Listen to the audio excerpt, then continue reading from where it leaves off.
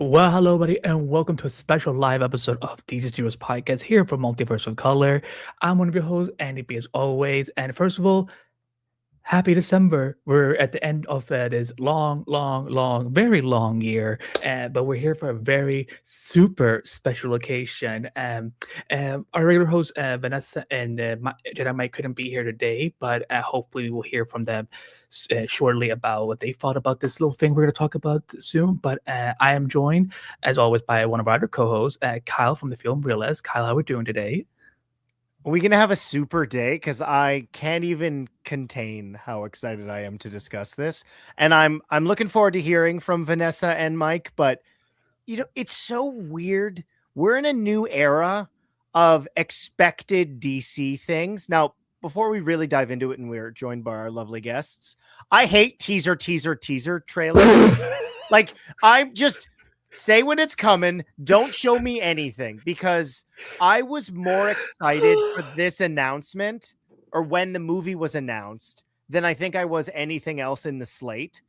And then every little piece of information we got from this, I love the graphic novel, and I know we're going to really dive into this, but everything about this made me so excited, and it drove me crazy that I think it took 5 hours from when it released to when I had time to watch it. And Yeah. I'm on cloud 9 with what we're going to be talking about today because it's so strange to be in this era of DC movies where there's a lot of it positive enthusiasm. And like Yeah. you're going to I've seen some stuff people are going to try to take their swings, but bring them baby. We're getting a Yeah. Supergirl movie. I'm so excited. I love me some Kara Zor-El. Well, who doesn't love cars as well? One person that I know that probably loves cars as well. He's the host and creator of Real Anarchy, and he's the lovely Ben. So we're gonna welcome Ben back to the show. Ben, how are we doing today? I wasn't doing so great earlier, but I'm doing fantastic now. Thank you for inviting me. Well, of course. Well, I'm glad you're doing better now because today, this has been a dark year, but Yes. today is all full of hope. The House of L is shining its light in the Oh yeah. sky. Not in a bad signal kind of way, but like you get what I mean. No, I got It's you. good, but it's good to have you back. I know you just you have your reaction is live on your channel as we speak. I did a reaction, but they took it down, so I did a little breakdown, like just like a little snippet. I don't know why. Like I've seen other people's reaction. I'm like, why am I blacklisted? Warner Brothers and their music seems to cause a lot of issues. Yeah. Like in short form, you got to be Disney. Disney does this as Disney, well. Amazon is really aggressive too. Yeah. So under a minute, if it's in a short, you've got to like hit 59 seconds perfectly, and then it slides right through. But I mean, it's so fun to just Dylan, have this where you're using. I think that was we all probably were in that boat where are the needle drops going to be an essential part of Superman? But in a trailer, it's all fair game. Oh, sure. Well, I wonder how it was for people when they were reacting to the Superman trailer because technically it is John Williams' score. Even though it's like recomposed by other composers, it's still John Williams. I wonder what happened to people who were reacting to that if they got strike or if they got hit. I can let me look. Mine didn't even get demonetized. That's you didn't get what? It didn't. It got demonetized, but it didn't get blocked. But this one, I just did a reaction. It was a short. It was like 2 minutes because it's a clip. It's a small. It's a teaser to the trailer, whatever. And I did a reaction. And it's just like 2 minutes and change, and then it got completely blocked. But I guess it's because of the song. The first trailer looks like it went fine, which I find incredibly hilarious because that one was much more about the theme song because there's a lot more dialogue in the second trailer. Yeah, that was something people talked about the first trailer, which meant was that there was very little dialogue. We even hear Clark talk. So, but today it's not about Clark. It's not about Superman. It's about Supergirl. We have one more guest who's waiting to join us. He is, if you're on X, surviving the platform that is X, Twitter, whatever you want to call it. If you love being part of a community, there one of the best DC communities of all time is home of DCU. So it's my honor to welcome back the one and only Cole. Yes, there we go. Hey, Supergirl. Cole. Guys, I haven't talked How to we- you forever. I know it's been like Like- since the Superman movie. Yeah, yeah. Like you weren't even in your second year of college yet at that point. Or like what Oh, year that- are you now? This is my third year and I'm graduating. Oh my god. Nice. Yeah. Time flies. They grow up so fast. I know. But are you on break now? Or are you? I am I'm coming up on finals week. So yeah. What's your major? A film. Tell us Film? everything about you that you definitely want the internet to know. Yeah. No. That's that's pretty much everything. Yeah, leave it at that. What Yeah. college did you go But to? I will say this: like, if someone like ever tries to do anything funny, to call anything disrespectful, anything like that, like, listen, he has his uncles right here that will come for you. So Yes. behave. But it's good to have you back. We know Rhea is going to be joining us. Hopefully very soon. Also, hopefully Alex from DC Film News. So we will have more guests coming in. But guys, what a week this has been since, because it started with, and I have to give credits to Mr. Cole here, because this is how I found out the Supergirl socials. Like, you're the one who found it first, and everyone's like, "Oh, it's on its way." And then we found a Facebook that was already verified, and Instagram that was already verified, and it's like, okay, something is coming. And then last Sunday, the world found out that it was an event. Well, there were events because they were doing something at CCXP in Brazil, and they were also doing something in New York, and like, I don't know. It's interesting because like 10 years ago, like, we didn't have these like trailer events. It was either like, here's a trailer, boom. That's Either it. you see it, Right. but now it's like it's interesting that DC Studios is like they're leaning still into that, and I feel like, especially for like, again, even though Supergirl is a relatively big character, again, like compared to someone like Superman, like me, yeah, like I'm glad they're sticking to this model where like all films get the same type of marketing, same kind of treatment, and that way, more people will get more exposure to it. Because again, like, I mean, imagine like when we get to Clayface, like, people don't really know who Clayface is, so that's going to be very interesting. What's up, Cal? I was just gonna say there's gonna be like poor interns running through the streets of big cities throwing clay everywhere. Like they're gonna have to do something. I mean, It's not why I wish. possible.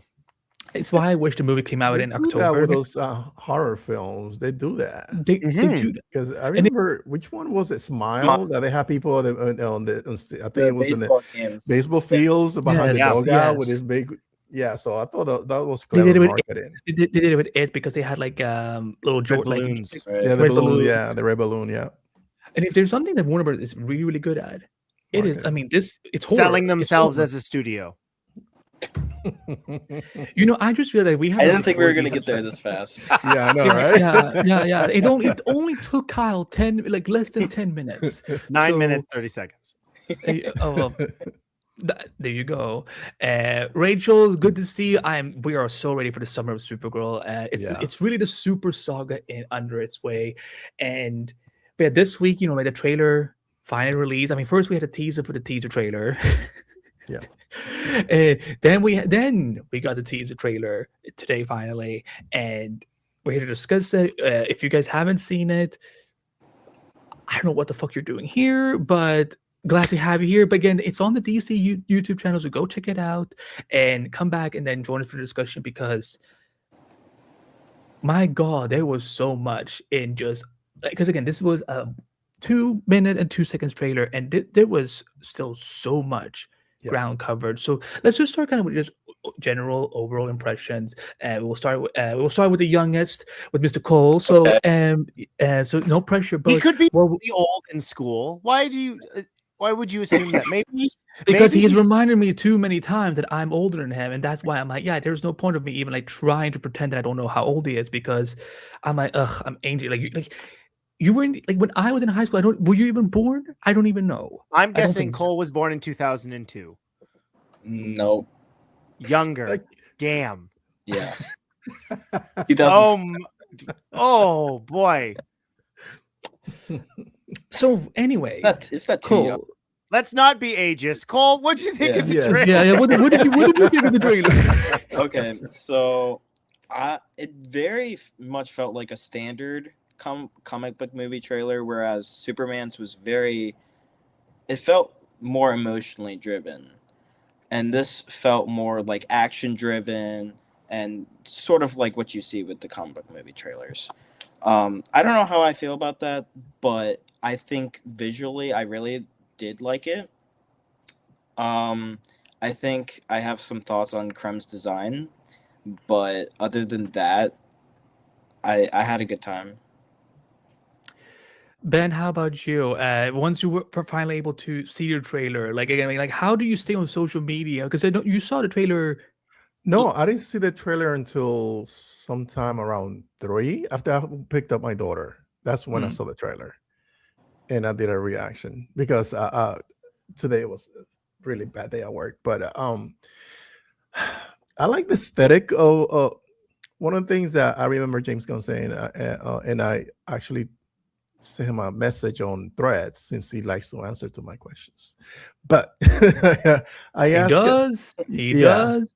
So one of the things I remember him saying is that he wants every movie to have different tones, not different tones, but let the director, set their, the stamps on the films. And it feels like a Gillespie film, even though, yeah, you can say that this is a space opera where it has some little things that you can reference to Star Wars, Guardians of the Galaxy, but the tone is very different from Superman, and I appreciate that because I feel like the tone is telling me that you're telling a different story with this character versus Superman, which was lighter in tone.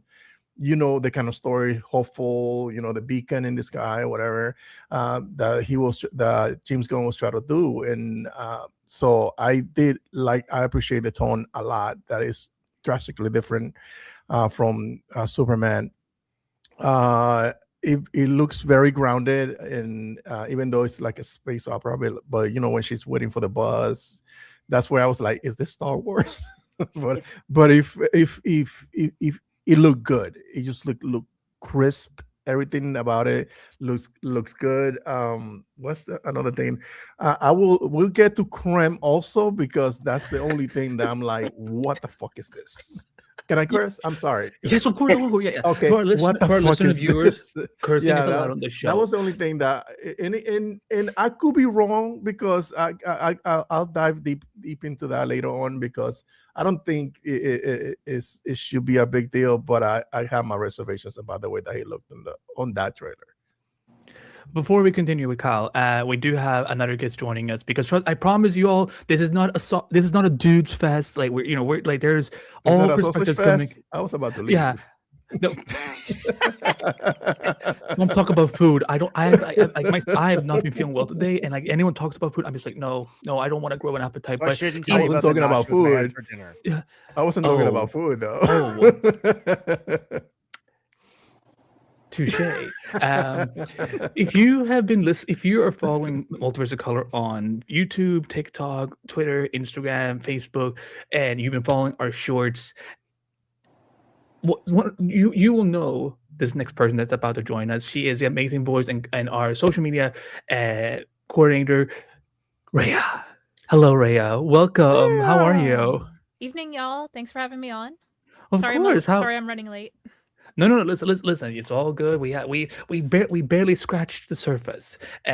But how are you, Ray? It's been a while. How's life? How was your day? How was your getting into Supergirl finally?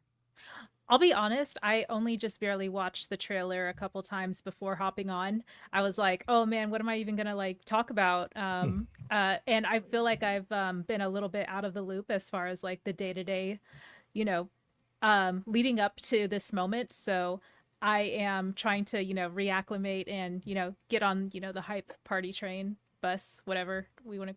Yeah. So basically that's why I'm here. But yes, I am excited to kind of, get the wheels running or rolling in my brain as far as like, things to, point out as far as like Easter eggs or even just like some speculation as far as like what characters are gonna have on screen, appearances or interactions, some plot points, things like that. So yeah, that's all that I'm excited about right now.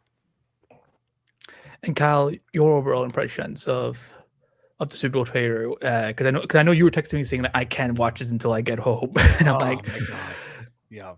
Yeah.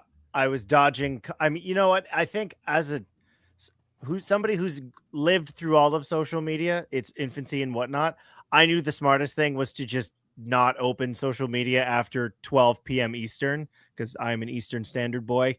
I love this graphic novel. I had read it. I like Tom King. And so what I was really curious about, having also lived through the MCU, was they will say things about comics or graphic novels or even use titles, and then they have nothing to do with anything. Like the X-Men, I don't even know. Maybe they won't be X-Men. Who knows? And so like my hesitancy with the announcement for this, I'm going all the way back, but then in the green room, just as all the pieces of information started to come out as to what this movie was going to be about, I was excited. I like Craig Gillespie. I like the stuff he's done, specifically with Cruella and I, Tonya. Like, you getting that guy to do this, automatically I'm like, oh, I have an idea, I think. And Ben talked about the tone.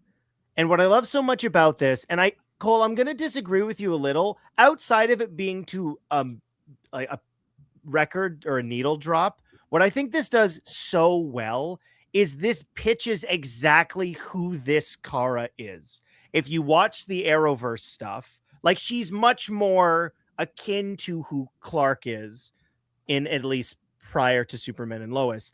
And you have to sell why this character, not just it being Supergirl, is worth going on an adventure with. And to me, the tone was so dramatically different in selling what it was. And I think everybody who is on social media, like we are, just desperately hoped, and I know this was in one of my group chats, that the reason she was cast was Millie Alcock's performance at the Golden Globes, because that is who Kara Zor-El is drunk. That's true. in this movie, right? And there's so much that's implicated in this. Like, if you are going to do deep dives, like I'm sure some of our friends here are going to do, there's a lot in this. And I just think they absolutely nailed what I think this character is when you are adapting this specific graphic novel, because this does really seem to be an adaptation, and things change all the time when you're making these. But I just think selling why Supergirl deserves her own movie, and it nailed that. I love the music that was used, the tone, introducing Lobo for a millisecond just to get people excited that Momoa is back in the DCU after, 2 years since Lost Kingdom. And so you can have a flip. Like, I'm surprised my goosebumps went away. Like, I watched this, I recorded my reaction while my nachos were in the oven. Ironically, it was blue chips with orange and tomato. So it was just ironically red, white, or red, blue, and yellow. And then, you know who I was most excited to show this trailer to, though, was my daughter, because I took her to see Superman as her first live action superhero movie ever. And it was getting to share that experience with them, because they're this is so long-winded, but Andy's used to this by now. The MCU is so far past them. Like, it's going to be over in its Degrassi, the Next Generation phase at some point. And so getting to see Superman with them, and specifically being a girl dad, being like, Melody, I have to show you this.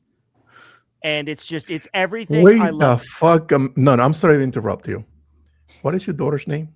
Melody. That was the name that I was going to choose for my daughter. And my wife vetoed me. She said, no, fuck that. Well, was, wife, happy wife. Absolutely. Yes, absolutely. Yeah, so, but yeah. It's Kismet. No, Ben, I think that's amazing. So yeah, I'm so excited for this. And this is exactly the kind of tease that I think will work for people who don't have an idea. But if you're a fan of this character and this interpretation, because it seems very faithful, like, this is going to put butts in seats because it just looks real. Like I loved Superman, but the cinematography choices in that had like an unreality to them. And they use their money effectively because I don't categorize this as like a space odyssey. This is a disgusting road trip through space, right? You're on the floors of buses. It's not you're inside a giant skull. I don't want to hear anything about the Guardians of the Galaxy similarities. They didn't invent space operas, people. No, they didn't. And so Guardians of the Galaxy was the blueprint. Yeah, they invented Guys, they copied Guardians. Yeah, they did. Mine's over here. It's too far away, but otherwise, like I've watched the trailer multiple times. I'm super excited about it, and I think it's awesome that we've now had 3 live action Supergirls in the span of like 4 years. I'm including Melissa's entire run. That's true. Sasha Calle, and the Flash, and then we have Millie. And so I'm just excited to explore more of this world. And hopefully when we see the movie, it'll explain why Lanterns got delayed. Okay, yeah, we will get to that. We will get to that.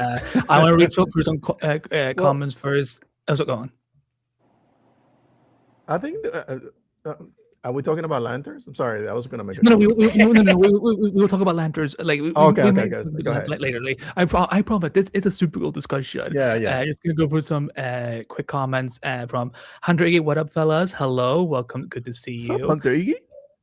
Music lover _ KB4913. Yo, I'm so glad to finally tune into a live stream TCT podcast. And for once with D and I'm not that special, but thank you. I'm flattered, and we're excited that you are here.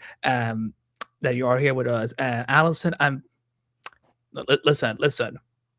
I would never. I want all perspectives when it comes to pop culture media. So there you go. Just because we're men, we're not supposed to love Supergirl. Yeah, no, but like, I mean, there's been so much ridiculous commentary today on Twitter. About I've seen them. But it's Twitter. What are you gonna do? Yeah, like God forbid that Supergirl wears headphones without being like, oh my God, Walkman.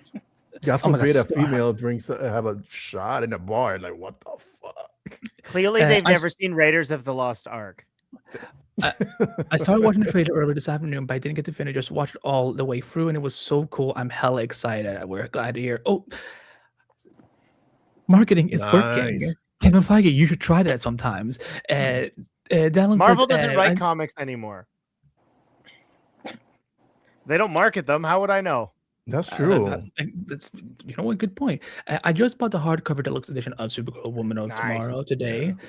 Again, let's just, for people who listening to this at home, when they first announced the Chapter 1 slate, within the day, because they were referencing a bunch of comments that they're using as inspiration, Supergirl Woman of Tomorrow was sold out at Amazon, Barnes and Nobles. Like there was I don't understand why Marvel is so against. Exactly, like promote your source. Promote this sold out. I talked to multiple comic book store people when they made the announcement with the original title. It sold out, and you know what they did? They reprinted it. Yeah, they reprinted. Yeah, I think my copy's in the other room. We believe. Sure.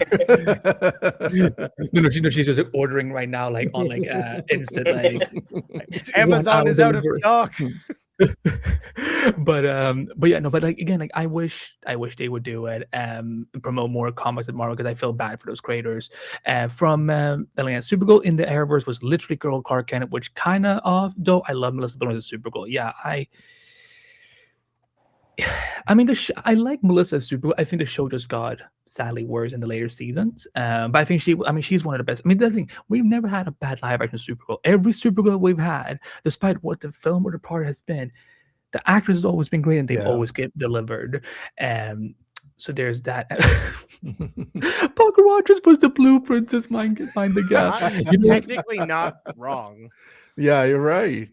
Flash Gordon, Buck Rogers. Flash Gordon. Shit, you beat me to it. Yeah, Flash Gordon. Yeah. That's the man. Yeah. Hunter says, Ben, the Snyder are saying that Supergirl will be a comedy movie. Where did this look like a comedy to you? What did you is? What if it has some funny elements? Like what? People are. We're not allowed to laugh during DC. Ben. Obviously, it's dead serious all the time. Oh, No, it good. has to be dark and broody. Rachel is so right. Rachel says, "Yeah, in Superman Lois, they just forgot that she existed." Yeah, yep. Because for whatever reason, Yeah, they Todd never helped. mentioned the cousin. No, because like I mean, because Todd helping is weird. Mm. Andy, we So did an entire podcast about uh, why they yeah, I should have don't. included her. Yeah, I like. Listen, I can't do that sober again. So like, but we will just move on. Electra says, like, it's been a while, but I played to the chat, but live in Super Bowl again, yes, and we're glad to see you. Angelica says, I look, I like the look of Creme. Mm. Sure. It's everyone is entitled to their opinion. It's perfectly fine. But we will. I got pictures. Don't worry. Like I've been collecting 4K shots all day. Can Making we sure talk that, about like, they released it in 4K? It's so few trailers actually do that. Yeah. I mean, Yeah. if they're gonna release it in IMAX, then they better release it Yeah. in 4K when they're promoting a trailer. Music Lover says, when me and my brother saw Superman in theaters, one thing he noticed was that to him, Superman in a one scene at the end felt more relatable than Superman did in the entire movie. Were you Okay. drunk watching Superman? Yeah. I it was- I think it's Superman's very relatable. But again, everyone Yeah. has their own connection to Clark. It's perfectly fine. Here is Yeah, also well, this is Jedi- not a monolith. People connect to these characters in their own ways. Mhm. So I can see that person just connect them far more with. which is with, perfectly fine. yeah. Jedi our Mike. Jedi Mike, our good co-host Jedi Mike 7. Guys, go check out his channel. You can click on that in the show notes. Hi everyone. Wish I was on, not feeling well. We hope we feel better soon, Mike. At the moment, but great discussion. Trade looks promising. And here's his question: why do some of the visual effects look better than Superman? I can explain this. Do you want me to?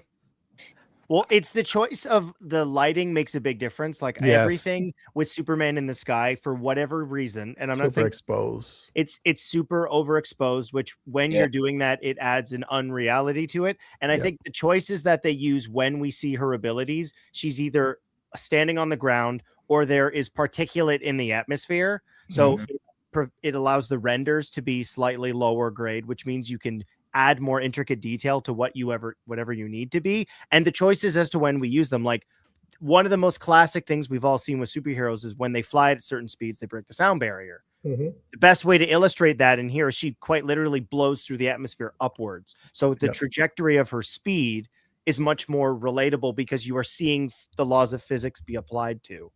Right? The lighting, like I'm not going to putz with mine because it takes forever to get them correctly, but like there's rules. Yep. I like what Allison Hamburg says here. Supergirl is for everyone, especially the dog lovers and chaotic queens. Haha! So excited for a comic actress car who deals with her trauma on screen. Yeah, because that was one of the things I remember. Like a lot of people talking about, like when after Superman was that, why is she drunk? Like why is she doing this? It's Like she even said it on the trailer. It's when Ruthie asked her, what did it feel to lose everybody on one day? And she said, the gods are not that kind. And it wasn't even just one day. No. So she had to deal with that trauma of seeing people slowly dying on her planet. So and therapy, Well, I don't think is a thing in space. So like Yeah. so it's like again like this. Well, is there a could be superhero- space therapy. We don't know. that's true. I would love to Lobo's see so it. well adjusted. I don't know what y'all talking about. It's clearly there. Yeah, he's Um, riding a hog in space with those space dolphins and Yep. Oh, Lord. I wonder Electra if it- said- Go ahead. I'm sorry. I We'll get was to going to Lobo say, later. I read the series when it first came out. Might need to reread it again. Yeah, this is the time to do it. It's only 7 months left, so now's the time. Yes, like we know in Supergirl they said it was another Earth, but here's the thing: Todd Helbing was just too lazy to actually know how to connect to the other shows.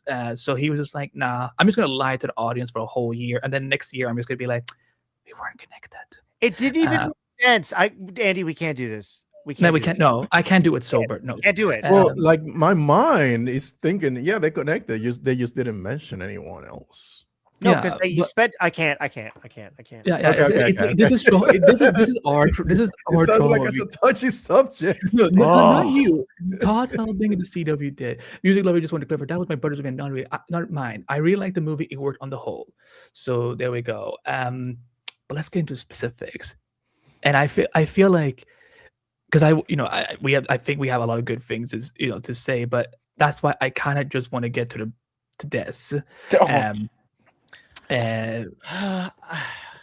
Yeah. Well, can we address the most obvious, which is, I think, one of the most frustrating parts about the design in the instance we see him in, and this is obviously just my opinion, is yeah. like, Oh, by the way, for our listeners at home who are just listening to the audio version, we're showing a picture of Krem from the trailer where Yeah. he's okay, well, are we going to assume piercings.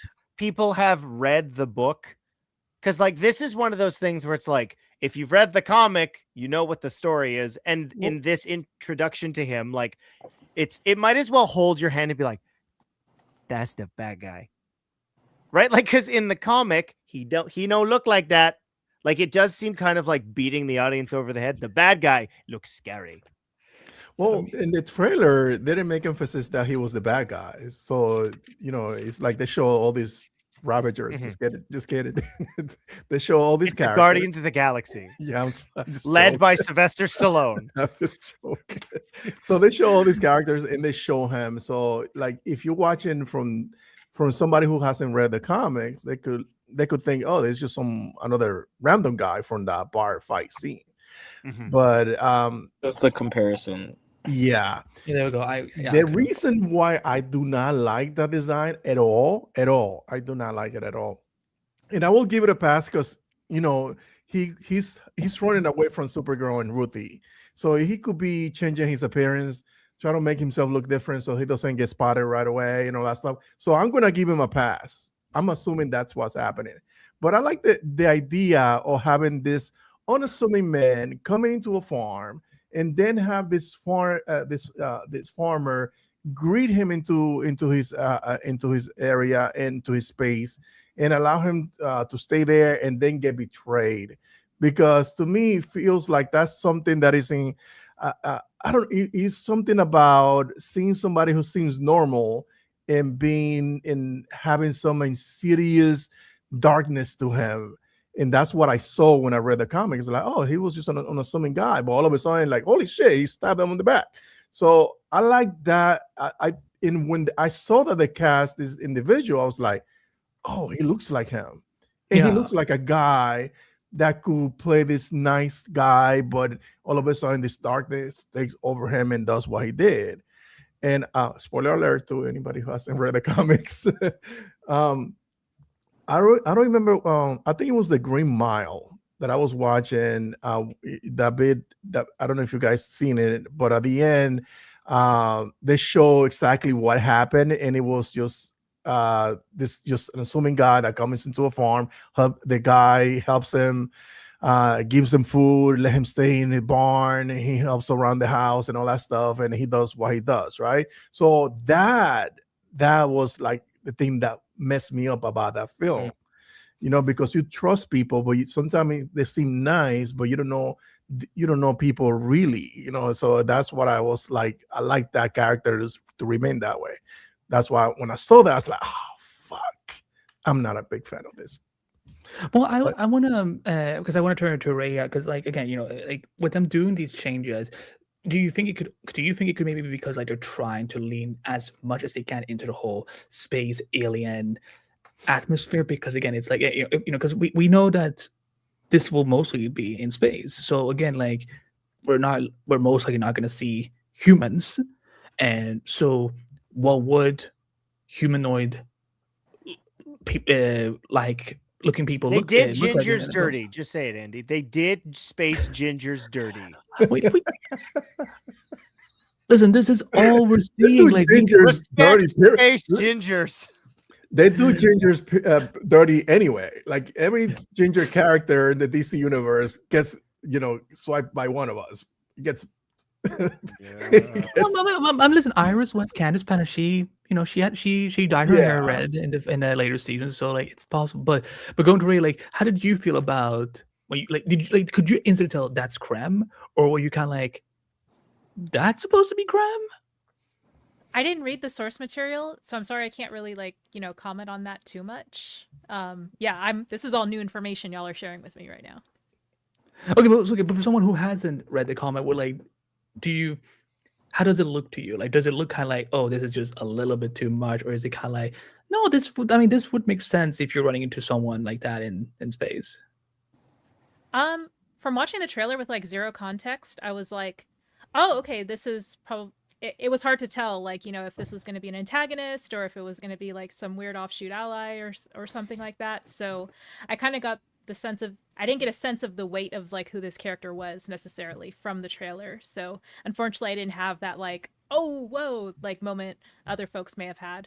So I think that shot came right after the this like group of like space marauders or something Yeah. like that. It looks like a bunch of like bounty hunters or just the bad guys, the quote unquote bad guys, I guess. So I assumed that that guy with like, all the face piercings was Yours. part of that group.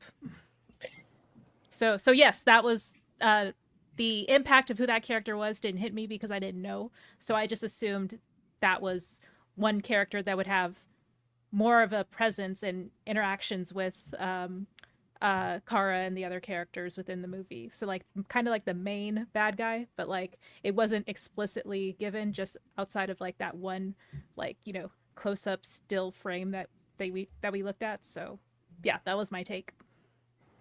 It's a good building of mystery also because because again we also have to remember that not everyone is gonna read the story. Some people will go into that and see it for the first time with like this will be their first time going through this iteration of Woman of Tomorrow. So I remember It'll for be me 1%. Like if you actually look at the numbers, like let's say this does about as good as Superman, it's probably 1% of the people who went and saw it read the graphic novel. It'd be great if that percentage is higher, but like you can Google how comics are selling, right? Like so I think it's more so like like the 3 or 4 of us know what that character looks like, but for some people, and we have somebody with us who has no idea, it's just a character, right? So Yeah. it's one of those things where it's like source material is source material, but they're going to change it the way they're going to change it. Like, do I like it? No, but he doesn't even speak, right? Like we don't need to, we're going to get to it, I'm sure. We don't need to hear Jason Momoa speak as Lobo to know that's going to work because his personality is Lobo. Polynesian Lobo. Yeah. So I mean, I will say like when Krem showed up, because there had been some rumors out there that this version of Krem was going to be like a monster, like more monstery or anything like that. And I'm like, I don't know about that. But then we see this, and I'm like, you know what? Like, if again, because we're in because again, we don't know what cultures exist in space. Again, depending on where Krem comes from, like maybe this is just his aesthetic. This is someone who has something to say. It's a fashion. It could be a fashion statement for all we know. But again, like, I like the fact that because if not everything from this book is going to end up in the film, because again, otherwise we know exactly how it starts, how it goes, and how it ends. So, but yeah, I definitely feel like in the next trailer we're probably going to get more clues to like we're probably going to hear him talk. We're probably going to like see him like doing more things. But if anything, this is to build up a mystery. Cole, when you saw Krem for the first time, what went through your mind? Yeah, I think I may, because I didn't watch the trailer immediately, and I was on Twitter, so I think I saw it beforehand. So I got spoiled. But I was like, when I was watching it, I was like, okay, like that's Krem, I think, but it doesn't look like him. But I just think there's something so. I think it's scarier if he's like how he looks in the comics, because I feel like there's something scary about the nature of someone who's, as you said, Ben, is inviting and then stabs you in the back like that. But if you see this presence on screen, immediately you're like, oh, that's the evil bad guy. That's my take on it. And I think it's just like it defeats the purpose, and well, not the purpose, but it defeats the backstabbing and the horrific moments that partake in the comic to me. For you, Kyle, how I wonder, like, what did your daughter think when she saw Krem? she was unnerved. She was like, she stepped back. I mean, like, again, she's seen, I guess context is probably relevant. Like outside of the 2 live action, or I guess the one Superman movie, the one DC thing she's seen, her only real exposure to the DC universe in general is, because I like to think I'm a good dad because of this, the DC animated universe. So like she's quite familiar with Kara from the version in Superman the animated series, and then on to her appearances in Justice League Unlimited. Like her favorite episode, we watch it quite frequently, is Initiation, when she's in that first episode with Green Arrow, Captain Atom, and Jon Stewart. So like she was just super. I think she thought it was really funny in Superman that Supergirl was in that one scene. She's like, "Where did she go, Dad?" I'm like, "She went to her own movie." So she knew that I was waiting for this to come out. And then I think like for people who don't, again, non-readers of this, there's a lot of information flashed. Like it reminded me of seeing the trailers for Wicked for Good, which is if you know what happens, they tell you a lot. But if you don't, it could be almost overstimulating. Like that moment, which we see the fire and the silhouette and then the looking into the camera, like that, she was like, Dad, I don't like that guy. I'm like, well, you're not supposed to. And so she was more into anytime it was focusing on Kara. That's the stuff that she was talking about. Like, why is Kara sad? And I'm deciding how much to tell her. And then she really enjoyed when we finally saw her in the costume. That was the big moments for her, because that's Supergirl wears a costume and it has a skirt. Like that's the version that Melody is aware of. So when we see the scene when she's swinging some form of broken machinery, here we go. Yeah, this she thought was incredible. Yeah, some of this stuff, I think, and this is maybe just me, but it really did remind me of like the tangibility of the first Abrams Star Trek movie. Right? It was like big budget and futuristic, but like all those sets are not made out of cardboard anymore. They went to real places and they augmented things that were real. Like one of my favorite shots in that is when Kirk drives up on his hover bike to see the Enterprise being constructed before he enlists. And that was a real factory. They just added the Enterprise on top of it. So it's like you're enhancing things that are already there. And anytime we see Kara, it does feel like she's really there. And also, she's a super heroine, right? So you're taking Millie Alcock, who I think is 5'2", and she's like lifting up 6'4" men. Like it's just, I mean, the irony is Melody is tall for her age, but yeah, she was just enthralled. Like, when's this come out? And then the date flash, she goes, "Oh, we gonna see this?" I'm like, "We will see this. It'll be out the last day of school." Damn. I want to one of the comments that I want to bring up from Electra is I hope in this movie will show more of Kara's backstory and her witnessing the destruction of Krypton. So let's get to Krypton, because I have a theory. I have a theory too. I think that's Kandor getting taken over by. That's exactly what I thought. Ben, we're on the Brainiac. exact same page. Yep, Bottle City. Yeah. There you go. For our viewers and listeners who are listening to the audio version, we're showing screenshots from the trailer, and this is the moment where seemingly Kandor there's a big bubble going up on that, and this is again, like we've seen Krypton in very many instances, and I was like Krypton looks like very Dune-ish like. Thankfully, it's not crystals.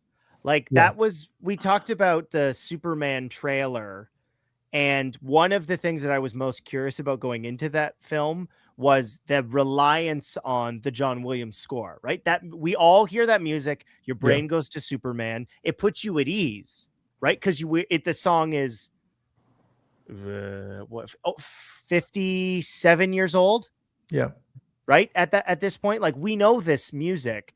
And so setting this up and showing the significance of this, and I think it really does establish why Kara is the way she is and what she's dealing with versus what Clark was like in Superman.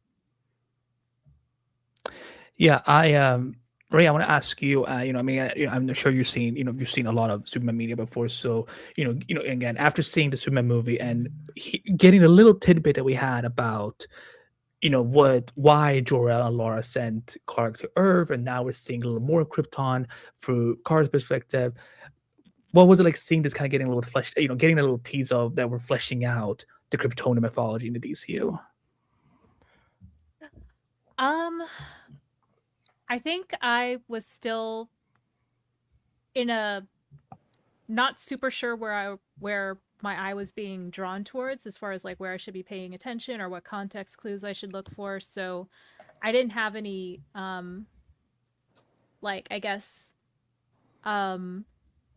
insight into like what the timeline was of the image we were looking at of Kara on Krypton during that, like, I don't know if it was a funeral proceeding or just some sort of like ceremonial garb everyone was wearing for some specific reason. I didn't have that context. So I am still kind of pondering, okay, is this like in response to the fallout of, the destruction on the planet, or is this leading up to it? Because some, like, knowing that trailers oftentimes like, put scenes and shots and dialogue over unrelated scenes, and it's not necessarily in sequence of like how we're going to see those images on screen in the final film, and me being unfamiliar with the source material, I wasn't 100% confident as far as like, okay, is this scene even going to correlate with what with what the dialogue is overlaid on it? So that said, I'm kind of hesitant to say with certainty or like any sort of confidence exactly like, okay, was this even like Krypton? Was it like a different planet like y'all are, suggesting? So yeah, that's kind of like where I'm at. I'm like, I need to like probably watch this again, like with this context that you're giving me. Fair. Yeah, I mean, because what happened? A trailer for Street Fighter just dropped. Oh my! Sorry. When you said there was also a new trailer for the Lego Batman and the release date. Oh, Legacy of the Dark Knight. Yeah. Okay. The release date is May 2026. That makes sense. I mean, that's when May 29th. Oh, good. When Ben said trailer, and I felt like if this man says Avengers Doomsday, no, that's not coming out. Yeah, I was like, because no, that's not coming out. That's coming out right before Avatar. Yeah. Which is annoying for some of us who have seen Avatar already. Oh, you have? Well, now that's annoying. Mm-hmm. How was it? It was a movie. Well played. This is yeah. Listen, this is not a show for James Cameron. I'm sorry. It's all good. Where was I going with this? I lost my train of thought. Krypton. Yeah, we've seen so many different takes on Kryptonian culture, and like I think like to Ray's point, have we, Andy? Have we really? Yeah. So many. I'm sorry. Yeah. It's been crystals by anybody who's seen. Did you watch Krypton? Movie. No. So that's 2. Then there's Smallville. Okay. Also crystals. Superman and Lois. Also crystals. No, not really crystal though. On Supergirl, it was crystals. That's definitely. But like in Superman and Lois, sorry, it was nanite ice. I'm sorry, it's very different. But again, I like that we're evolving the look of that culture and that planet. Mm-hmm. And again, I think to Rhea's point, like because again, trailers are edited in very peculiar ways. I think if we hadn't seen, and I will bring up this, if we hadn't seen this particular shot where she's also in white robes and so on, I think that it could have been interpreted as like, oh, this could be any alien culture, but I think this is supposed to be younger Kara before whatever happens to Kand or whatever happens to Krypton happens. And because again, because I know that the actor who plays Zor-El said in an interview that we're going to get a better sense of what Krypton really stands for, like what their people actually are like, because again, right now our perception that we have of Kryptonians is Clark, Kara, and Jorah and Laura. Which again, like, was there something lost in that message? Who knows? Again, I don't think No. we're definitely not done with that mystery. I feel there's more to it. They might still be like, yeah, we definitely want you to rule. But now we're seeing from Kara's point of view, and again, I like the fact that it's this Krypton encoded. Just it doesn't feel like a copy paste. Again, it's it also depends on like what Superman era you grew up with. Because in the comics they have been depicted in very many different ways, and so and again, like I said, like Ray said at the time, content is probably going to matter because in some Supergirl stories, she gets suspended in animation, when Krypton destroyed, or she gets sent to the Phantom Zone or something like that. But in this, this will be obviously different. So, I definitely, since she brought it up, I do wonder what this is also our first look at Alora Zor-El, Her mom. Her mom. But no, this is not the shit. Oh, this is That's why the bus driver. That's the bus driver. I do wonder what they're holding. It looks like It's a got to be funeral. a coffin, right? It looks like, yeah. Yeah. Damn, who died? I don't know. Hmm. It could be anyone. It was It could be. obviously Sparky, the super cat. What if her You mean- dad died first and then Mm. Maybe that's what causes Jor-El to snap. Could be. I want to know if they have different ideologies.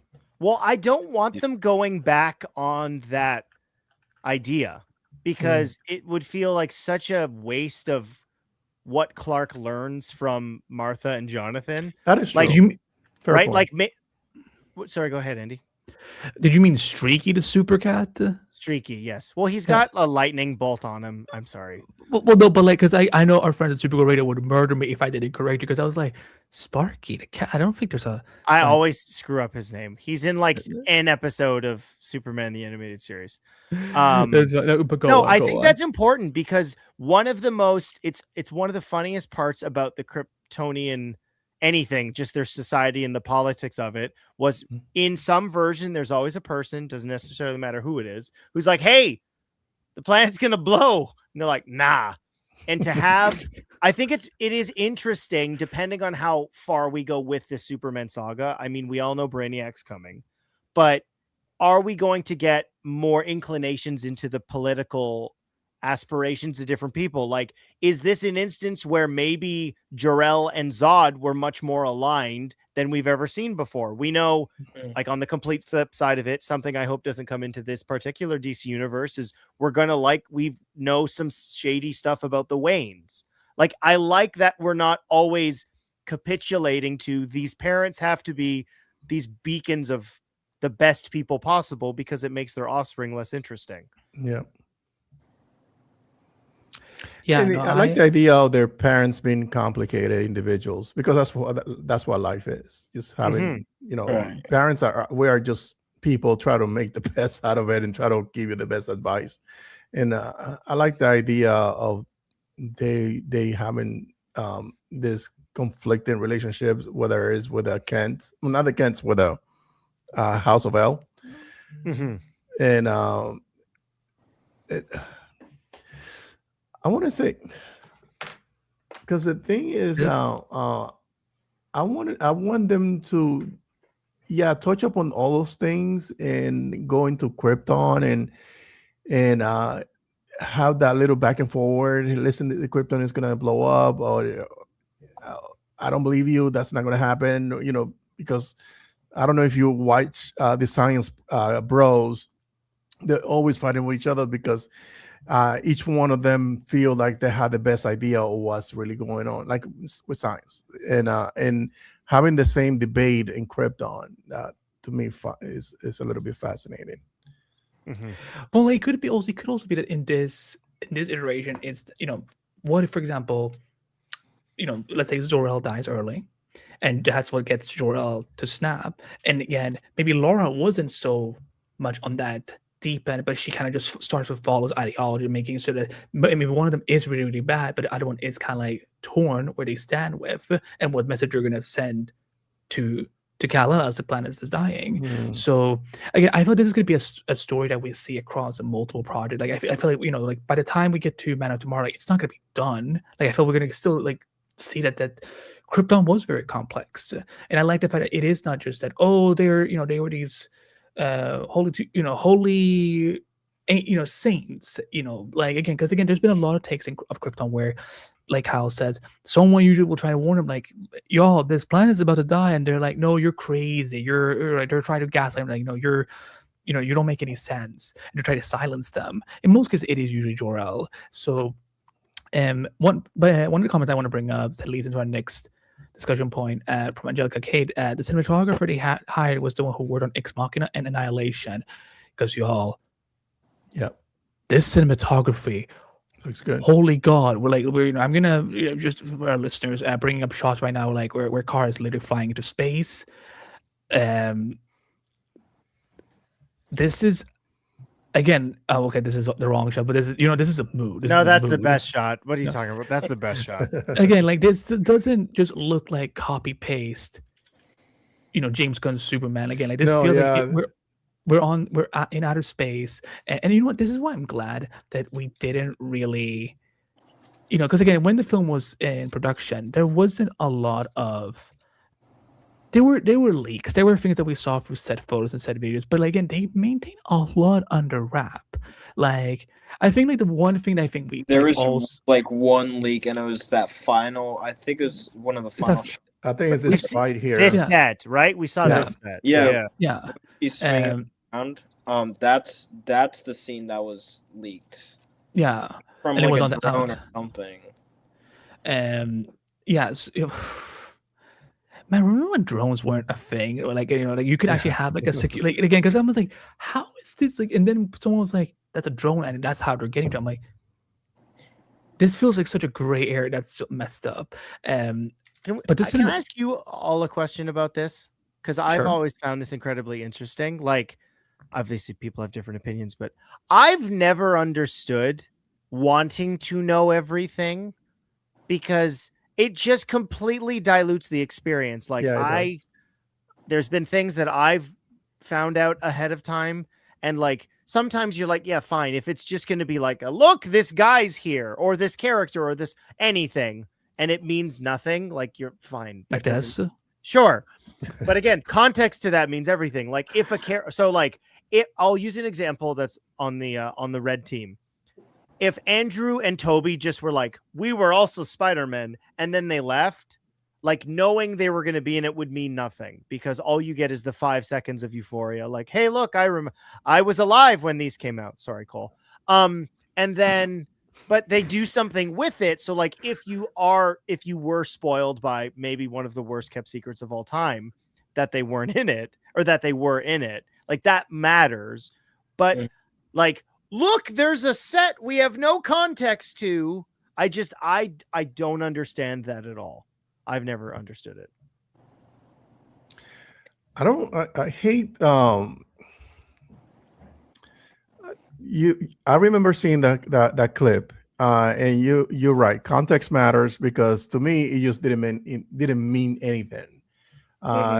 We don't know what happened before it. We don't know what happened afterwards. We don't know the stakes of what's going on at that moment. So in reality, it doesn't take away from the experience seeing stuff like that, but getting specific plot points or characters that we didn't know about, that's what ruins movie going experience. I don't know if when No Way Home was going to come out, nobody had a 100% certainty that Toby and Garfield were going to be in it. Like, it was just like a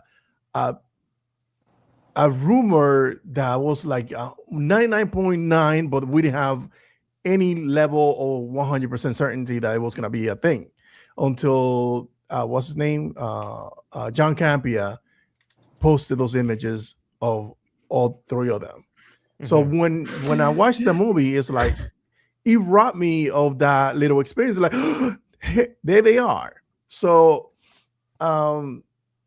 I also don't subscribe to that idea. I want to know everything. I'm fine with just watching one, two, or two trailer, and that's it. But thing is, like Cole, Cole knows this. When you run a page, you get spoiled a lot of crap. Yeah. Unfortunately. So did y'all see what Millie said today? About the character that's going to be in it. Yeah. Yeah, Yes, she yes, How do you feel reveals. about that? But to me that made as much sense as She being in his movie. yeah, like it again, like with what we know about the DC universe, and Andy and I have talked about this, like I'm very excited about this avenue of the DC universe, but like Superman, and people are going to probably yell at me that I'm saying this is patriarchal, but like he is the head, one of the three heads of the Trinity. So far, the road is only paved in blue, red, and yellow. In terms of the DC universe, like there are two other highways we got to start laying brick for, because as much as I love the Superman part of this world, I want to see more. I want to see more. So Yeah. it was when we knew this was the next movie, I think anybody who watches movies would go, she's probably in it. Like she would have to be. Mhm. And so the next thing that is connected to this, we all know what's going into production. It was as shocking as Brainiac as the bad guy is. Yeah, I wasn't surprised by that at all. I Yeah. expected it. Well, it hasn't been officially announced. Well, I mean, it's when the star of the film says it. Yeah. It was a brief conversation, but we haven't seen. She we also haven't give the context. Well, Yeah. a little bit of context behind. Yeah, this. but again, it's He's a it wee will be baby. different. It will be different when we actually see it. Oh yeah. But I want to. I don't even know if I should bring up this comment, but like again, because there were again, but like it's because people are crybabies. Sam in the chat says they literally put on Superman's reputation in the trailer itself, and That dude is a troll. That was so funny. it's a troll. Crypto Yeah. doesn't like him. And also, guys, a dog pissing, like they don't think about like, oh, I hate this man. Like he was just like, oh, my owner's teaching me how to pee on paper. Like, holy fuck. Like when we brought up at home our my little dog niece, like that was things we would train her on. So it's perfectly natural. And the commentary of crypto in the DCU has still been so fascinating for me because I'm like, y'all are mad because he's behaving like a dog. Well, Superman was the dog sitter. He didn't do a good job at dog sitting.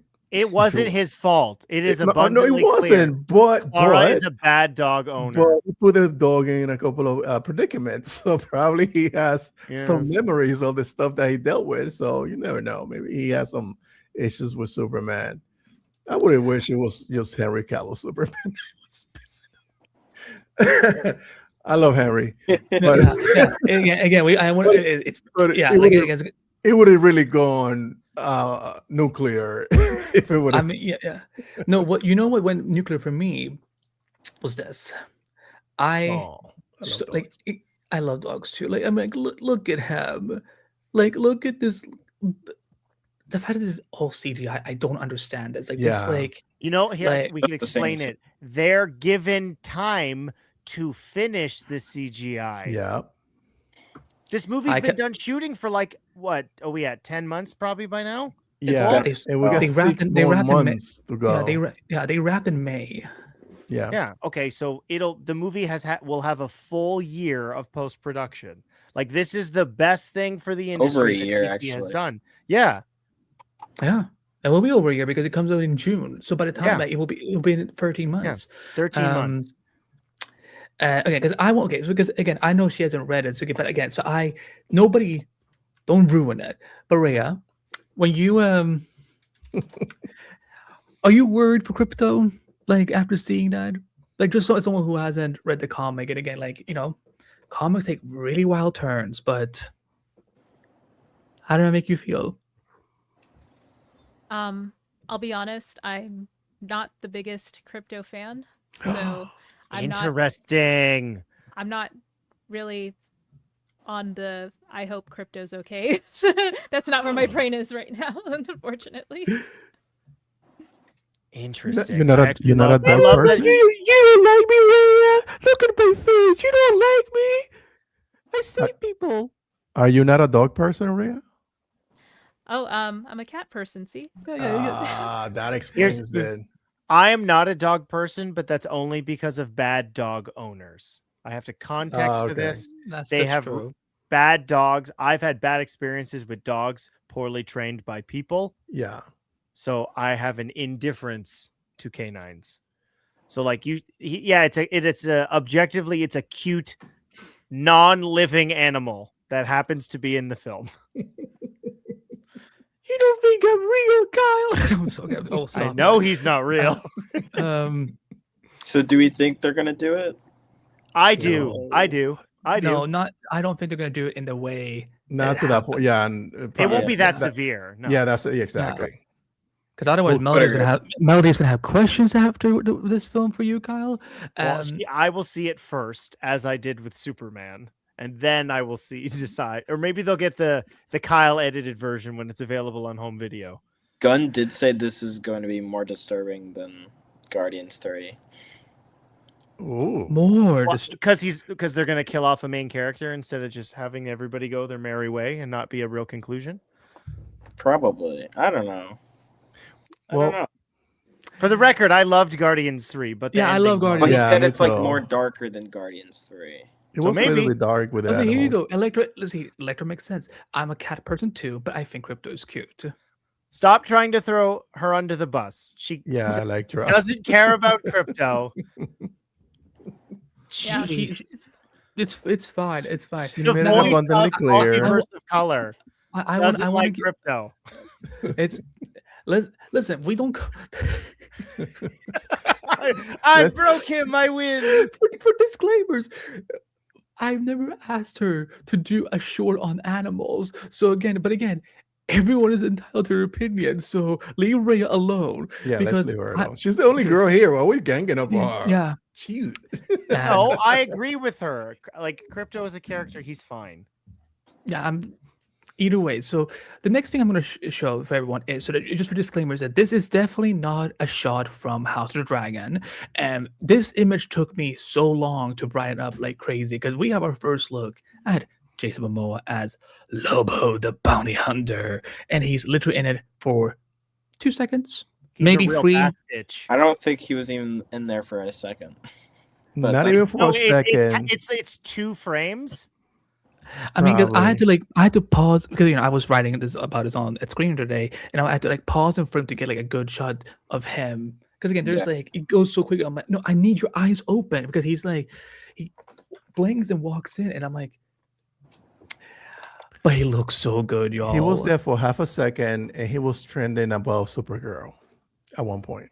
He I was mean- still trending. I think I looked at 6 p.m. Eastern time, so 6 hours after the trailer. Literally, number 1 was Lobo. Wow. But this is something Yeah. that has been in the like. It's an indictment on social media and what is popular and what isn't, because the titular character of this wasn't as high. But I think the only reason that I would feel like people maybe are more excited for this is he's been talking about Lobo since 2014. Since like- Aquaman. Yeah, Since he Yeah. was cast as Aquaman. Like this is something he didn't even. I don't even think he really wanted to be Aquaman. I think he was just like, I don't think he did either. I don't think so Yeah, either. yeah. I think he was just kind of okay, cool. But I think if Zach had offered him Lobo, he you would have seen him yelling on social media like, "Woo!" Well, yeah. this does explain that Woo video, right? It was Oh, shortly after Lost Kingdom. He's Yeah. walking out of what would have then be Yeah, he dubbed was thinking DC Studios. Zaslav and Yeah. Gunn and stuff. I saw that. Yeah. I just love that he's getting his stream because Jason Momoa is awesome, and Yeah. he also is so much like Lobo in real life. That is and this because I remember every one of the things that people were looking out so much for during filming was Lobo, and and I think people need to remember Lobo is not gonna be in this movie that much. Did we see a leak of him, Cole? I feel like, or was that confirmed to be fake? A leak of Lobo? Yeah. I think he's thinking about the shot that came out that On when the- he was on a motorcycle, and then that account admitted, "Oh, it was AI." No, Was I'm it? talking Yeah, about that was AI. Okay. Yeah. Now I know what you're talking about. I mean, this is what's so dangerous with AI. Like, you never know these days. Fucking What is- yeah. We're literally Yeah. gonna like Doomsday or well, we've already seen the Doomsday AI leak. Yeah. Oh, of all the character Yeah. photos? Yeah. I was gonna say we're about to see Doomsday AI. I didn't tell this. I didn't say this to Rhea before, but Rhea, there was one night I almost sent you those images, and I'm like, "Can you do it shorter?" I'm like, "Wait a minute. This may not even be real. Let me not put it because because she does these shorts so amazing, and so I don't want to waste her. I don't want her to waste her time." But I was kind of like, "But is it? I don't know." I mean, it would be this. The thing about that stuff, I should like even with the Lobo thing, but you never know because of drones.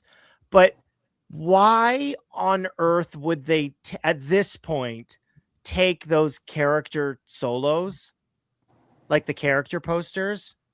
Like it would make no sense for them to actually take those photos Right. Yeah. unless you planned on them getting leaked. Yeah. But screw the MCU. We're talking about the DCU. So, what from the little shot we saw of Lobo, are you happy with how he looks, or do you need to see more before you can judge? I actually do hope, even though Aquaman sounded as much as Jason Momoa, because there was no work, like he wasn't. It's his cadence, everything about it would so perfectly fit in with Lobo. There's something about the other versions of Lobo that just for me, from like being such an animated fan, they're on a lower register. Like Brad Garrett in Superman the Animated Series, and then I can't even remember who it was in the Man of Tomorrow animated movie. yeah. It's like he's like a rock singer or whatever. But I think it's I gotta hear him talk, because having him talk as a third person also makes a little bit of difference on Ryan what the Hurst. character is. Yeah, so that I think that's what's gonna separate him from even more the look, but having hear him talk is what's gonna separate him even further from Aquaman. I need to hear Bastitch. I need to hear Yeah. him say Bastitch in the first official trailer Yeah, and like just rip a cigar, light it in the weirdest possible way. he's already like walking with a Yeah, stogie on his in the face. shot. I need him to just like take one out of his boot and just like he lights it off of the smoking hair of a victim. Ooh. See, Electric, she and I were vibing tonight. Like, there was a version of Lobo in Krypton as well. The Krypton TV show in season 2. That Lobo was did horrible. show. I remember that. The wig was bad, but he was Yeah. spot on Lobo. But the wig was Mm, Wait, That's why the was bit- Lobo in a story about Crypto. Superman's great grandpa? Good question. he's a bounty hunter. He's like immortal, isn't he? Is he immortal? I know he killed his entire breed so he can Yeah. remain. But if he can Yeah, regenerate, wait, hold on. Comic book Yeah. logic.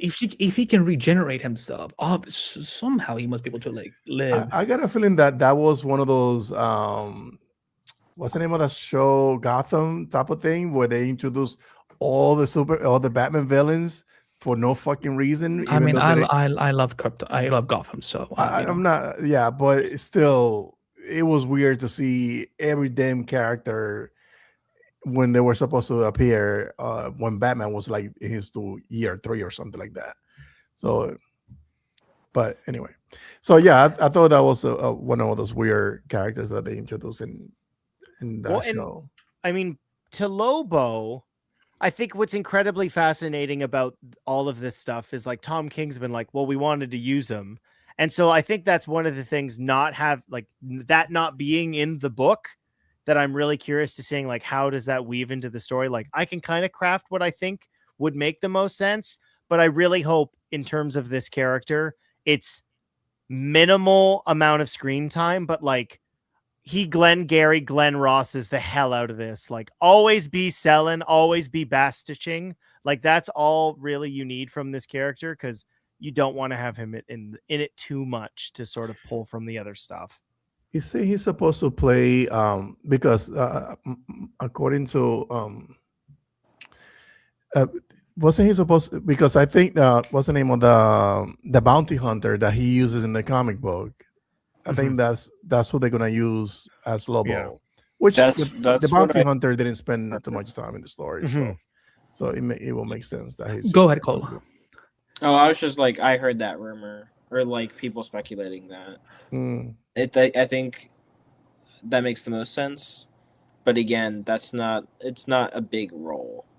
No. Yeah. So Again, it's I just to feel give a like- little taste of like what other people are out there, beside, because we're going out of, we're going beyond Earth. So, again, like there's, lots of DC mythologies that we're exploring. He's just one of them. Right. I definitely think he can fit in the story for sure. Oh, for sure. I agree. We'll just see how. Yeah. Rhea, what did you think of seeing Jason Momoa as Lobo? Was it it was literally like, this is the only shot we have, and again, I had to brighten it up just so that people could see, like, yeah, that this is Lobo. But what were your takeaways of seeing the little snippet? And are you excited to see Jason Momoa back in the DC world, but now it's a very different character?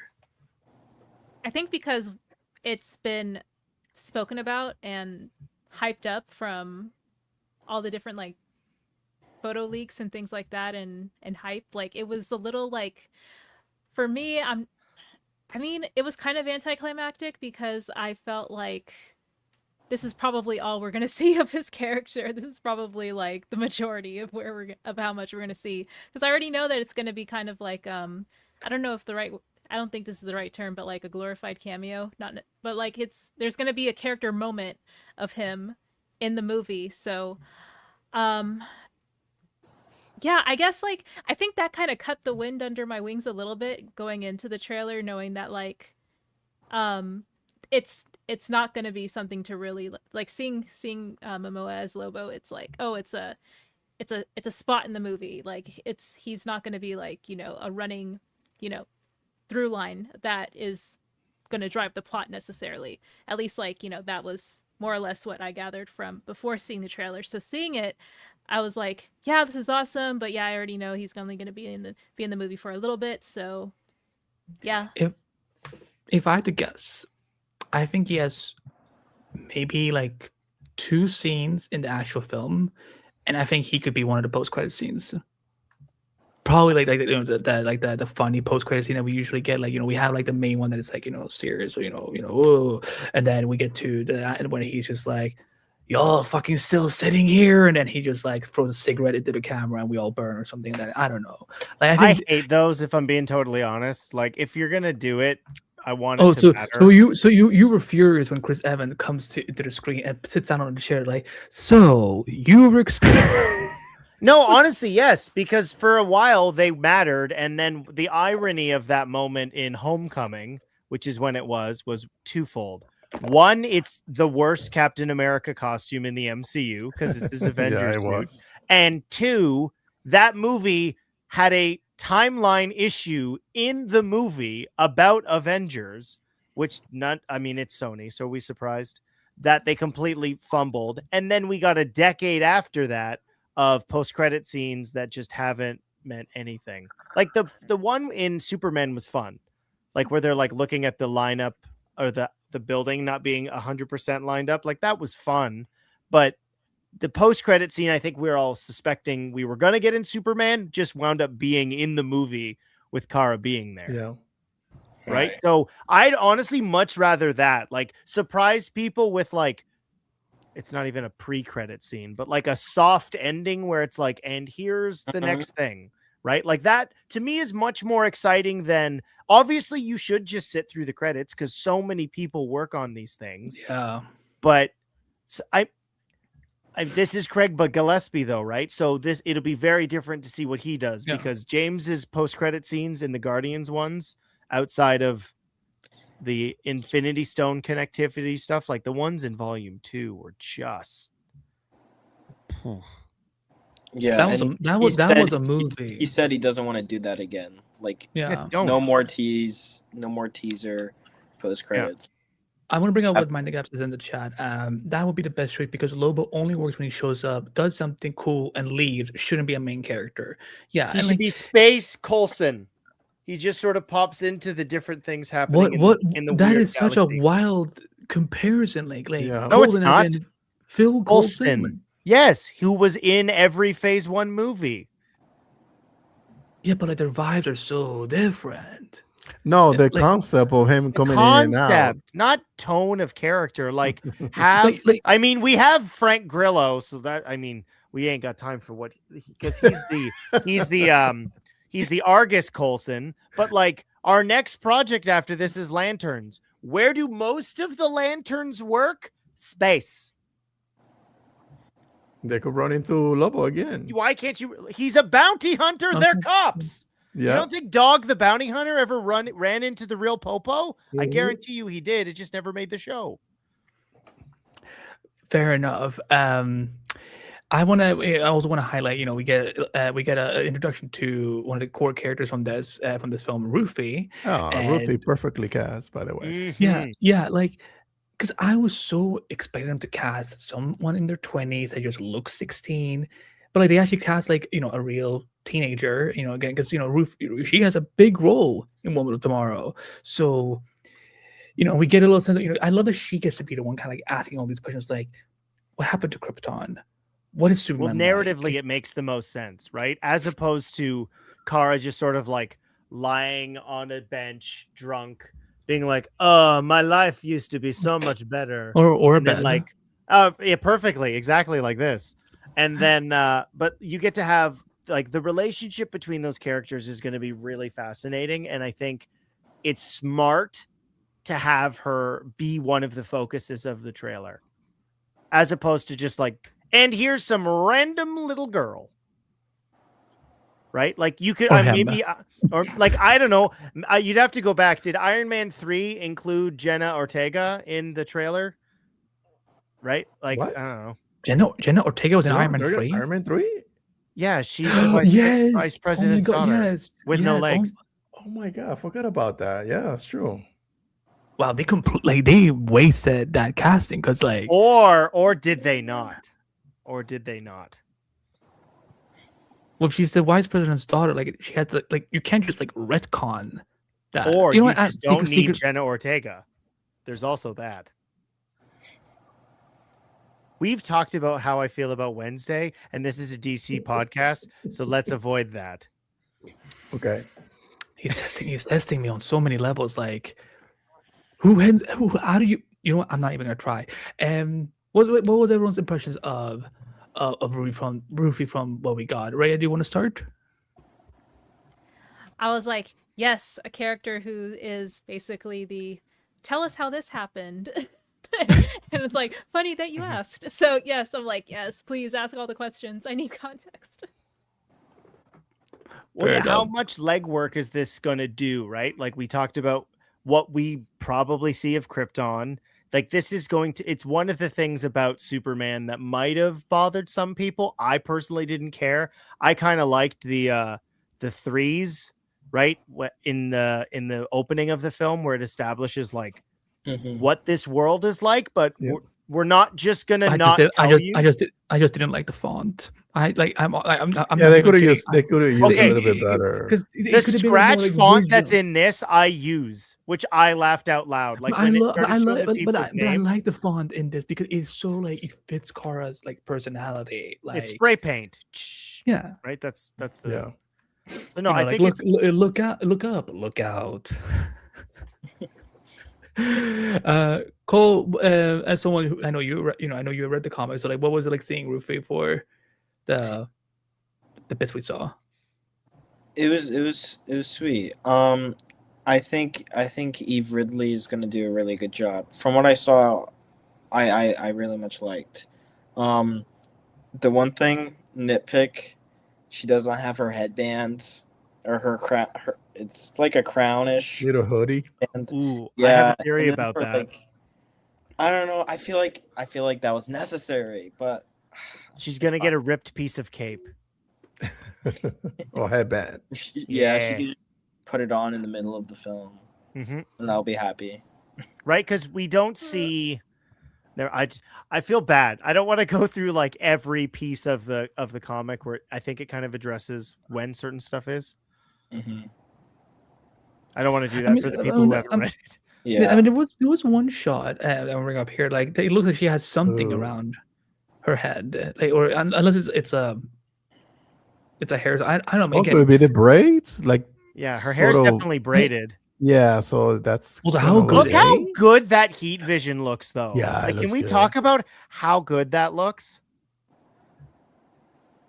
The You know, color so- and everything, it just looks Well, so just sharp. the illumination, because like I mean, Mhm. even with Clark, when we see heat vision, normally it's like the eyes are wide and we're like we're mad or whatever. But just Yep. to see like there's a look of panic, and but Oh this yeah, there's this it's not a full stare. It's kind of no, like there's this stillness to Kara using her powers, because like canonically, depending on which versions you read, she's more powerful than Clark.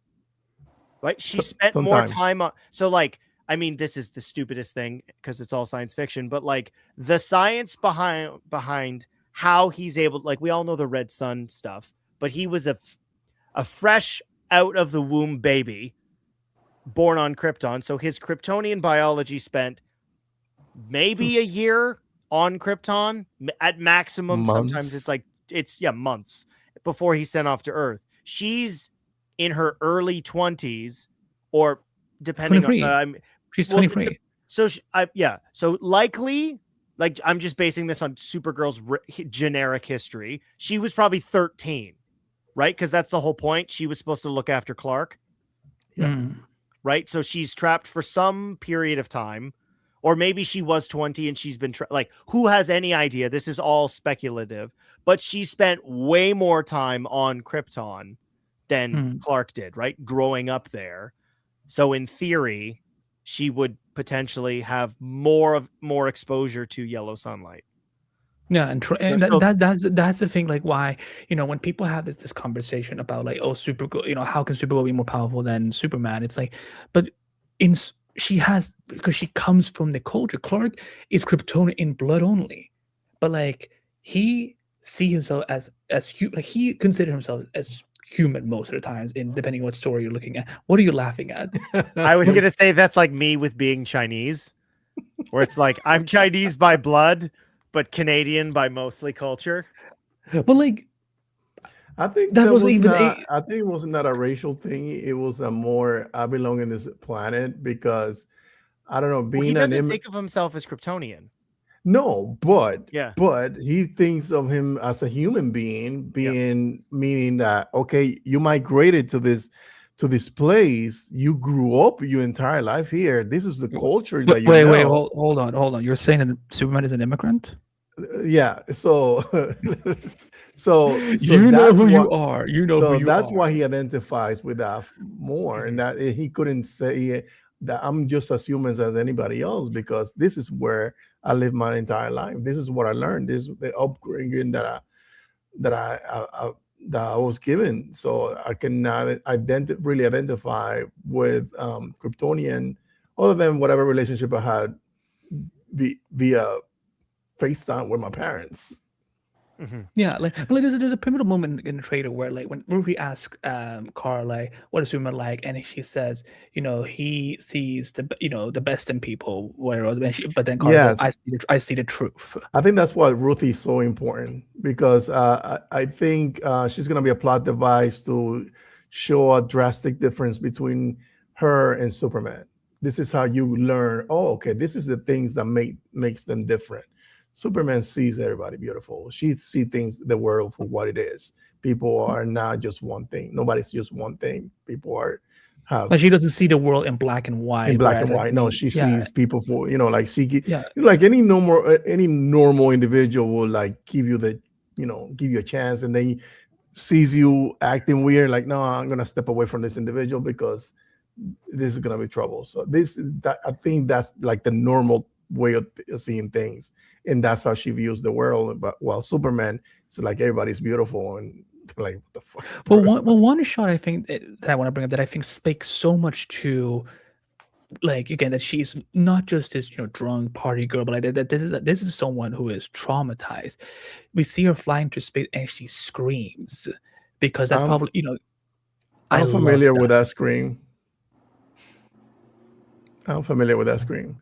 I don't know if I don't- if any of you have dealt with loss, but you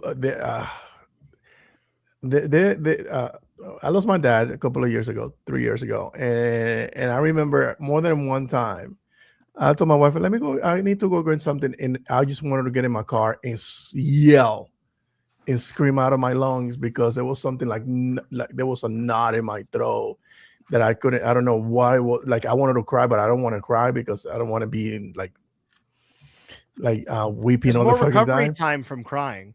Yeah, so like yelling just like releases all that anger or whatever, whatever you're feeling at that moment. So yeah, I think that's her going into space. I know in dealing with, probably she dealing with some memories of Krypton being torn apart, and she just wanted to go into space and yell.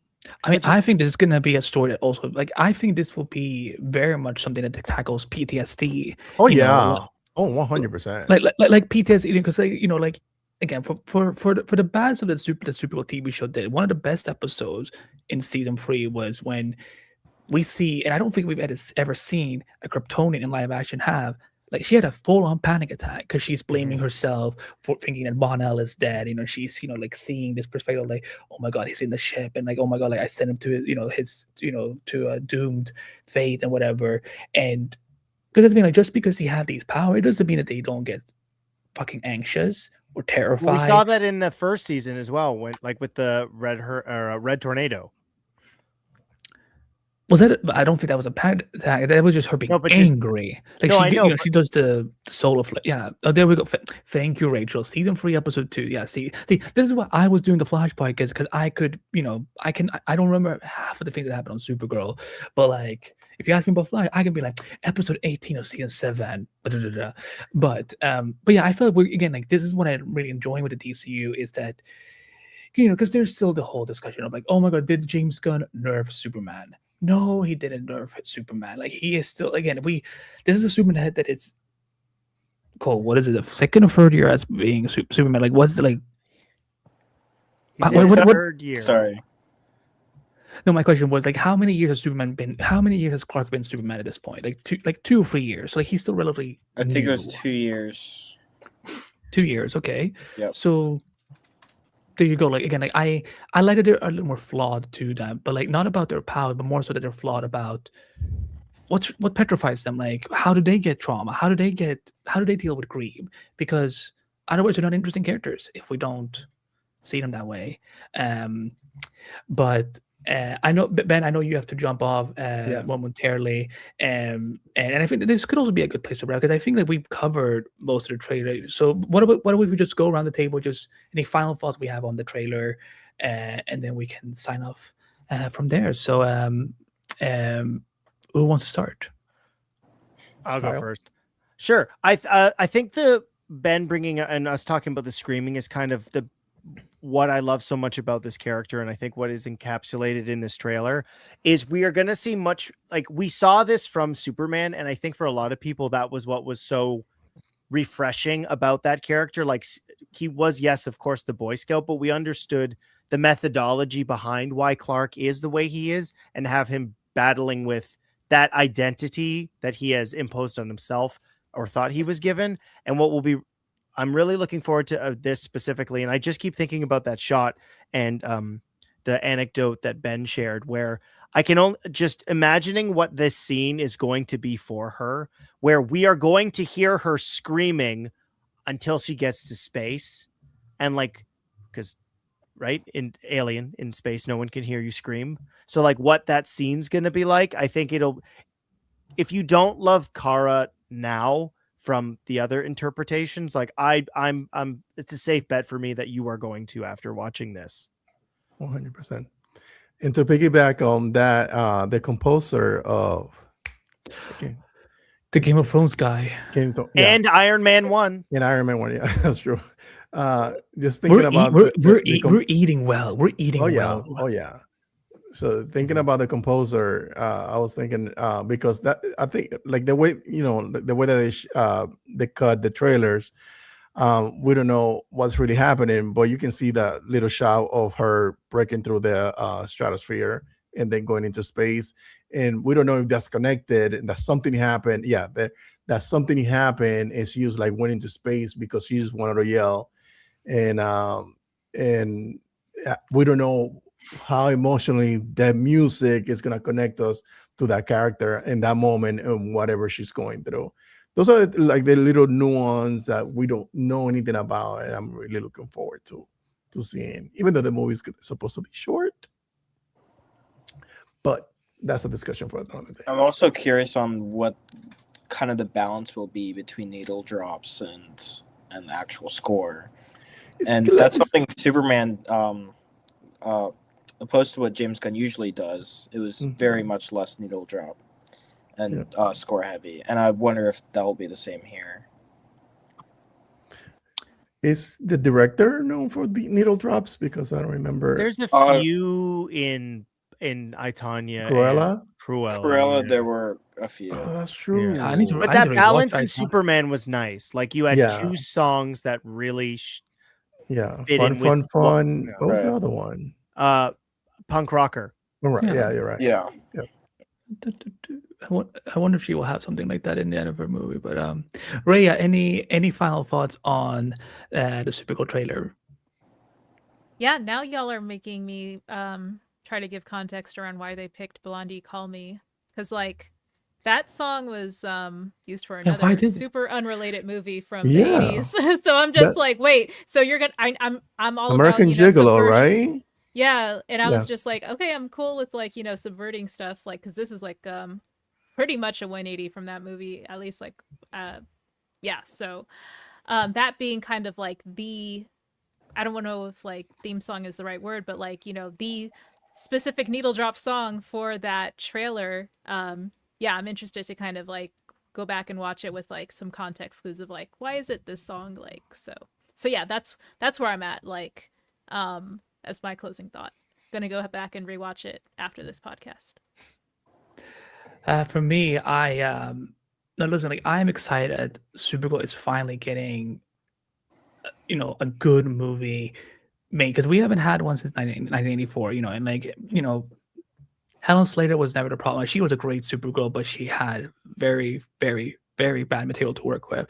So the fact that we're not able to see, a female superhero movie in this day and age, and the fact it's already after Superman, and the fact that we're putting all this emphasis on the Kryptonians, it makes me so happy, because Clark and Kara, they are such vast different characters, and like this whole idea that they're just Kara's is a copycat, a female version of Clark. No, like it's this Kara, I think what Kyle hit the nail on the point, that if you didn't like Supergirl in anything else before this, I think June 26th you will be. And the last shot I just wanted to bring up was I laughed my ass off of this headline, because I'm like, Clark gets like Superman saves town from nuclear reaction, Supergirl saves cats. Oh, that was the newspaper that Crypto peed on, right? Yeah, because he's a good boy, because he's learning. But we don't know who the writer of those articles could it be Clark just messing with his cousin? I hope it's Jimmy. Probably Grace Randolph. Who? Grace Randolph. Oh no, because this is a real publication.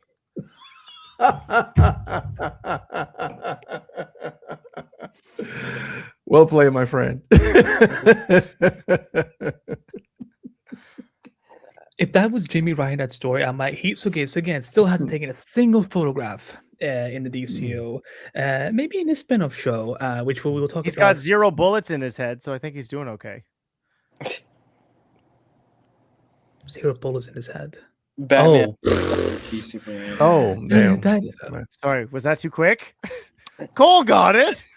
I got it immediately. Yeah, I did it. I'm old. I keep forgetting, because like there's so much people being angry about so many different things about these damn Zack Snyder movies, and I can't keep up anymore. I'm like, y'all, movies are movies. Oh, dude, it's gonna get worse. It's going to get worse. With new owner, with new business daddy, it's gonna get worse. But we have Supergirl in June of 2026, 2026. which will be And- in theaters and not which will be in Yeah, theaters. yeah, on yeah. Netflix. And in IMAX.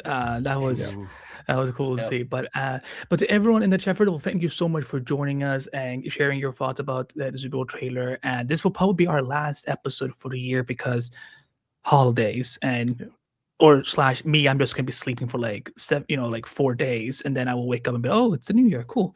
But I want to thank all of our guests for joining us tonight. Alex did text me; he couldn't make it sadly, but we will have him on the future episode. But go check out DC Film News if you haven't done so already. But to our panelists, I want to let's go around the table. You can plug whatever you want to plug, your socials, your YouTubes, whatever. So, Rhea, we'll start with you. Where can people find you on social media and anything you'd like to plug?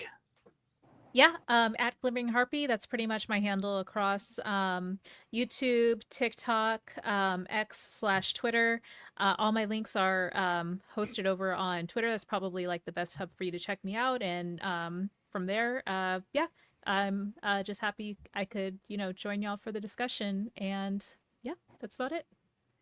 And also, if you guys are subscribed to Multiverse of Color on YouTube or other social platform, this is the voice behind the shorts that breaks down all the latest entertainment news, whether it's TV, film, comics, you name it. Rhea is on it, and we've been blessed to have her join our team this year. So thank you for joining us, both not just for MOC but also for this episode, sharing your thoughts on Supergirl. Cole, what is home of DCU, and why should people go check it out? I'm over here on the Doom site, Twitter, at Home of DCU. And that's where you can find DC news and just takes on everything, pretty much. Yeah. There you go. And also he's one of our contributors in MOC, and he did a great write-up of the trailer. So if you guys haven't seen the trailer, you can always go give MOC a click and check it out and check out his writings. So we love that. Benjamin, Yes. where can people find you on social media? And tell You them can- about, if they haven't checked out Real Anarchy, tell them what it is. You can find me on Real Anarchy and all social media platform. I'm making a 52-year-old man making a fool of himself. He does not look 52 at all. But yeah, it's you can follow me on all social media. All my platforms are DC centric, where we talk about all the things DCU and DC in a positive manner, in a positive space. Nothing negative. There's plenty of that going around. Yeah. And Kyle, where can we find you on social media? And tell them about the film Realist if they haven't checked it out already. Yes, I am the host and all the things for the Film Realist. That's the film and TV podcast from a complete nobody. The Andy Stop. That's hopefully for somebody. Covering all the major releases. I don't know when you're hearing this, but the end of the year is going to be insane for me. Welcome to Derry Season 1, Avatar, Fire and Ash, which I have seen, and then looking to wrap up the year with favorite things from the year, favorite shows, favorite films, and most anticipated things. And make sure you're following Multiverse of Color and Andy as well as myself, because there's going to be something you're going to want to know for 2026. Wait, what are we doing? Oh, that, okay. It's been a long day, okay? And also, I'm old. I don't have to have good memory anymore. It's fine. But yes, and we've also been very fortunate to have Kyle join us on these Jewish podcasts this year, and for many more episodes to come. As we have, listen, the DCU is just starting. Like, yes, it might. We have 7 months. We have to wait. Yes, it hurts Atlantis is not coming out sooner. We will talk about it next time. But we will. No, now you hold. But we have so much to look forward to next year. You can find me at Anarchy on all social media. I am a senior writer for screener.com, so catch me covering all the latest in entertainment, television, and film. And I'm an editor of Multiverse of Color, where with some of these amazing people that you see on screen, some people that you see on the site, some people that are working behind the scenes. Like, I'm blessed to be running this team and working with them, and we have so much more to come in the new year. And Showrunner Whisper will be back. I've also been healing from recovery, so I just haven't had time to work on stuff. So, but for all the people who want to check out these two podcasts, all the links in the show notes on social, where you can subscribe. Do that, because we're going to get way more active next year. But once again, thank you to our panelists, to all the people in the live chat for tuning in, and Also, Supergirl Radio will be live tomorrow on the DC Podcast YouTube channel. So check that out because they're the Supergirl experts. So they will have. I'm excited to hear what their thoughts are and their breakdowns. So the summer of Supergirl begins June 26, 2026. No, these Buy students not being able to physical say that. media. Buy Yes. physical media. Yeah. Buy physical Buy media. physical media. Yes, because one day, these comic book shops may not maybe no more. So buy them while you still can. But to everyone watching, if we don't see you for the rest of the year, happy holidays, and we'll see you on the next episode of These Studios Podcast. Good night, everybody. Bye.